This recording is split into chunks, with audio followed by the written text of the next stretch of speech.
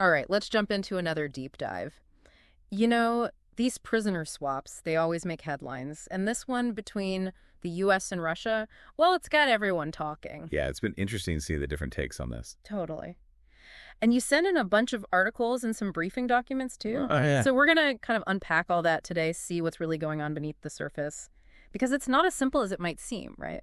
You got it. There are a lot of layers to this one. For sure. I mean, on the one hand, we've got Marc Fogel. Right? The American teacher? Yeah, detained in Russia for, what, over 3 years now? Over 3 years, yep. On drug charges. And he was traded for this Alexander Vinnik. Oh, this Vinnik guy. Yeah, he's been called a cybercrime kingpin, which, I mean, that sounds pretty serious right off the bat. Oh, yeah. He's a big deal in the cybercrime world. And the sources you sent paint this picture of the whole situation. You've got the emotional impact on Fogel's family, the sheer scale of Vinnik's alleged crimes, and, of course, all the political machinations happening behind the scenes. Like, where do we even begin to untangle all of that? It's a lot. Well, maybe we can start with Marc Fogel.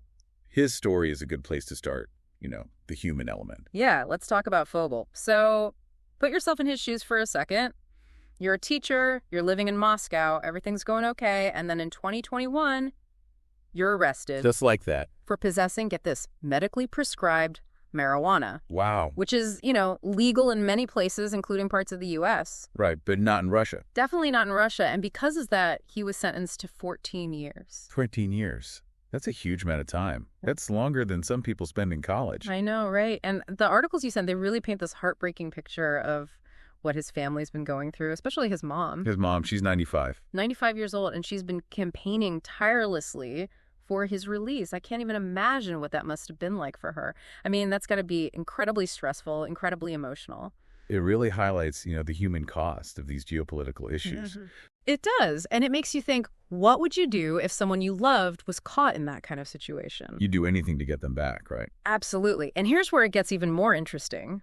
The U.S. government had done prisoner swaps with Russia before this, but Fogel was always left out. Why now? What do you think changed?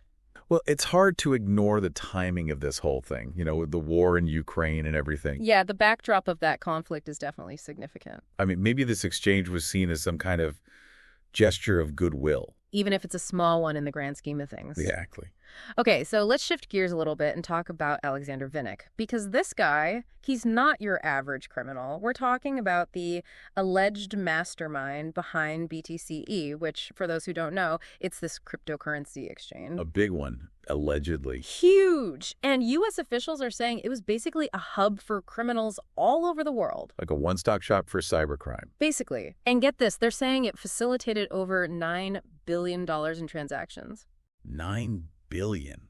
I mean, can you even wrap your head around a number that big? It's hard to even fathom that amount of money. It's astronomical. And it's not just the amount, it's what that money represents.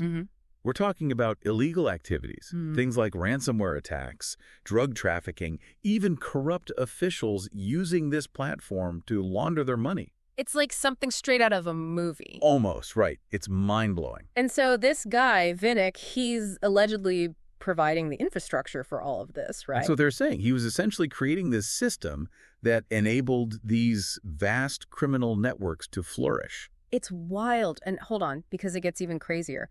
Vinnik had actually pleaded guilty in a U.S. court to conspiracy to commit money laundering. He did. But he hadn't been sentenced yet before this exchange happened. Yeah, so then he was sent back to Russia. Back to Russia. So it really makes you question, how do governments weigh these things? Releasing their own citizens versus, pursuing international justice. It's a tough call, for sure. Yeah, it's a dilemma, no doubt. And we'll get into more of that dilemma in just a bit.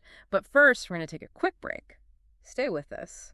Yeah, it's a lot to consider, for sure. It is. It is. And then you kind of throw in the political side of it all, too, right? Oh, yeah, absolutely. The Trump administration was very much involved in this whole prisoner exchange thing. They were, yeah. And according to these sources you sent, it sounds like Trump himself took a personal interest in Fogel's case. He did, yeah. I mean, there's even a photo in one of these articles, Fogel being welcomed back at the White House. Trump's right there with him. Yeah, it was a pretty big media moment. It was. And, what I found really interesting was that there was this, bipartisan support for the exchange. Oh, yeah, it was unusual, wasn't it?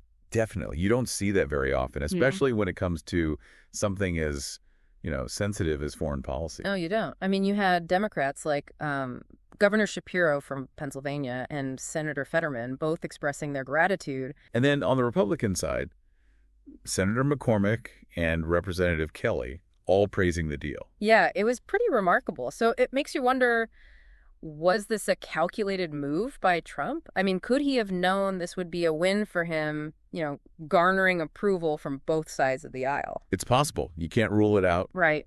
But it's worth noting, too, that Fogel's family and his lawyers, they were pretty critical of how the previous administration had handled his case. Oh, really? Oh, yeah. They accused them of basically being stuck in bureaucracy. Oh, wow. Not doing enough to get Fogel released. So for them, Trump's involvement was like the key. Pretty much, yeah. They saw it as decisive, effective, even if it was driven by, political motives. Right.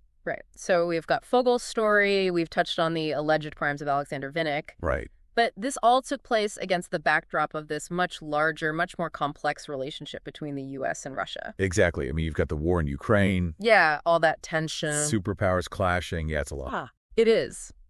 So where does this prisoner swap fit into that bigger picture? Well, that's the million-dollar question, isn't it? It seems like it. And the sources you sent, they offer a few different perspectives on this. Yeah. The White House presented this exchange as a show of good faith from Russia. Okay. But is it really? I mean, it's hard to interpret that at face value, especially with everything else going on. I mean, you've got the ongoing conflict, the history of mistrust between the two nations. Exactly. Was this really a genuine gesture from Putin, or was it more like, I don't know, a calculated move to try and exploit a perceived weakness? It's hard to say for sure. Right. And some analysts, they're pretty skeptical about the whole thing. They are. Oh, yeah.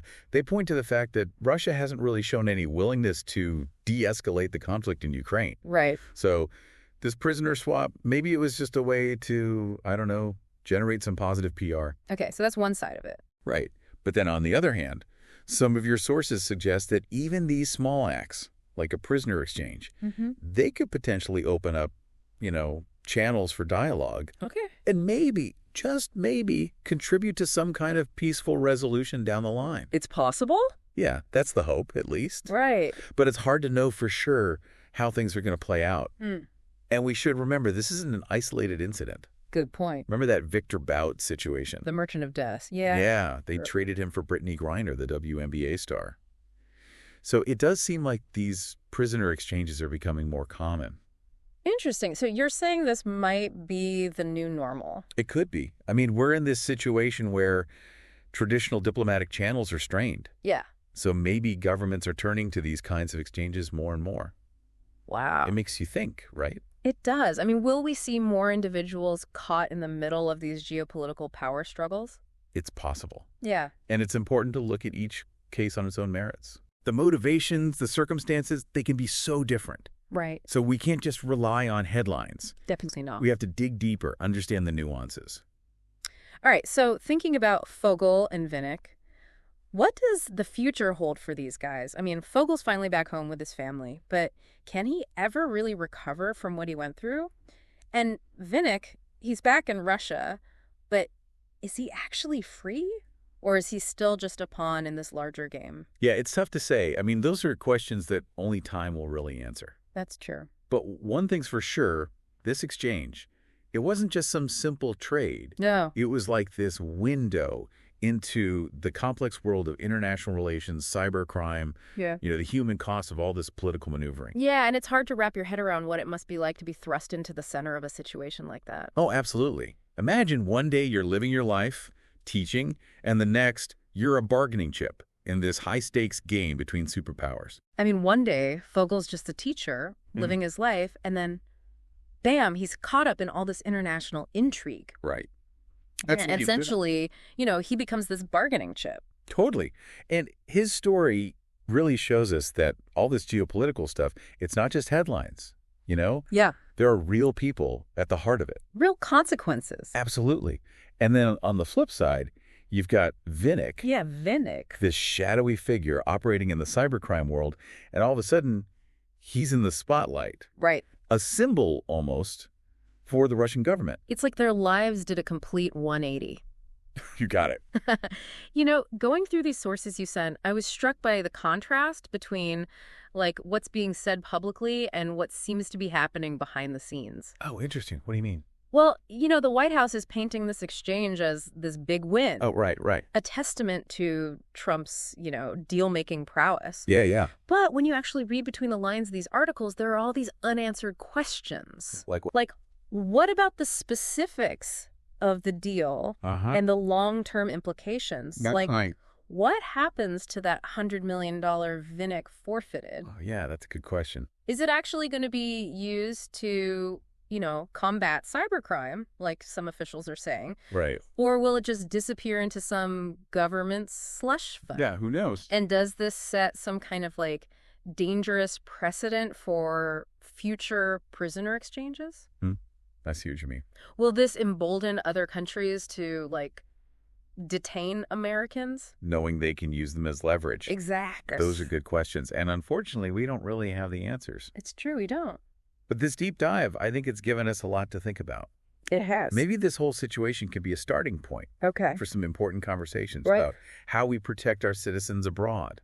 Yeah. How we hold cybercriminals accountable. Yeah. And how we make sure Americans who are being held hostage can come home safely. It's a tricky balance. For sure. A tough one. That's what I find so valuable about these deep dives. They make us look past the headlines. Yeah. Force us to really grapple with the complexity of all this global stuff. Totally agree. And, this Fogel-Vinnik exchange. Yeah. It leaves us with this, kind of an important question to ponder. What's that? Is this exchange, with its mix of humanitarian concern and, tough negotiation tactics, is it a model for future prisoner releases? Or was it just a unique situation driven by very specific political calculations? That's a great question. One that'll probably be debated for a while. Probably. But one thing's for sure. What's that? The Fogel-Vinnik exchange, it's a story with huge implications. Thanks for joining us for this deep dive. Yeah, thanks for sending in all those sources. We encourage you to keep exploring these issues, learn more about international relations, cybercrime, and, never stop questioning what you're told. That's right. Keep digging. Until next time.